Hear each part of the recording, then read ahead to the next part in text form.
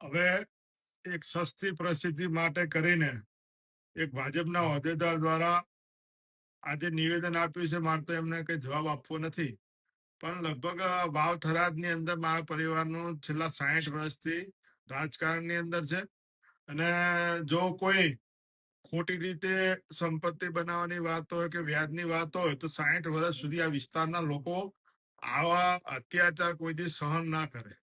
આજથી 60 વર્ષ પછી પણ લોકોની અંદર એક મારા પરિવારની સ્વીકૃતિ છે, ક્યાંક અમારા પરિવારની માણસાઈના લીધે છે, અમારા સમાજની માણસાઈના લીધે છે. બાકી જાણે જોઈને સમાજો વચ્ચે વર્ગ વિગ્રહ કરવાની કોશિશ કરવામાં આવી રહી છે.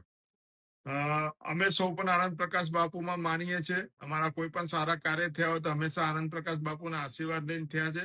અને બ્રહ્મ સમાજ પણ આનંદ પ્રકાશ બાપુમાં ખૂબ માને છે. ત્યારે જાણે જોઈને બે સમાજ વચ્ચે કઈ રીતે વર્ગ વિગ્રહ થાય એના માટે કરીને હું કઈક એવું નિવેદન આપું જેનાથી કોઈ રાજપૂત સમાજ મારા ઉપર કઈક એવું નિવેદન આપે એના લીધે વર્ગ વિગ્રહ થાય, ચૂંટણીમાં ફાયદો થાય, એના માટે કરીને આ આડકતી રીતે કાવતરું છે.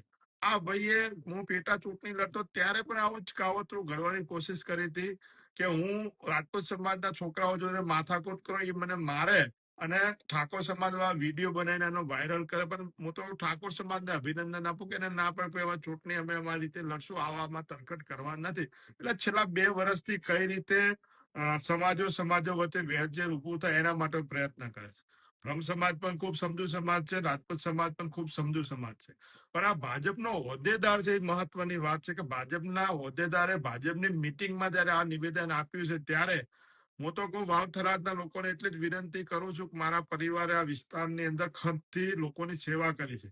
મારા દાદા હેમાભાઈ ઉપર આને જે આક્ષેપ કર્યા છે એને તો હું કહું કે હેમાભાઈએ જો આ વિસ્તારના લોકોની સાચી સેવા કરી હોય તો આનો જવાબ લોકો 26મી તારીખે ઈવીએમ પર કોંગ્રેસ પાર્ટીને વોટ આપે ને ભાજપને જવાબ આપશે કે ભાઈ આ વિસ્તારમાં હેમાભાઈએ શું સેવા કરી છે કે શોષણ કર્યું. જવાબ સમગ્ર વાવથરા જિલ્લાની અંદર લોકો, ખાસ કરીને રાજપૂત સમાજને વિનંતી કરું છું, સૌર સમાજને વિનંતી કરું છું, કદાચ અમે સામસામે ચૂંટણીઓ કોઈ પણ સમાજના લડ્યા છું પણ ક્યારે કોઈ સમાજના વેરઝેર ઉભું થાય એવું મારા પરિવારના લોકોએ કામ નથી કર્યું. અને જે મારા દાદા ઉપર આ ખોટા ગંભીર આરોપ જે પોતાની હલકી પ્રસિદ્ધિ માટે કર્યા છે ત્યારે એનો જવાબ સમગ્ર સર્વ સમાજ 26મી તારીખે ઈવીએમ પર કોંગ્રેસ પાર્ટીને વોટ આપીને આ ભાઈને જવાબ આપશે. સાહેબ, કોઈ કાર્યવાહી કરવાના છો ભાજપ? હું આવા માણસોને મોટા કરવા માંગતો નથી. આની કાર્યવાહી લોકો કરશે. લોકો 26મી તારીખે આનો જવાબ આપીને કાર્યવાહી કરશે.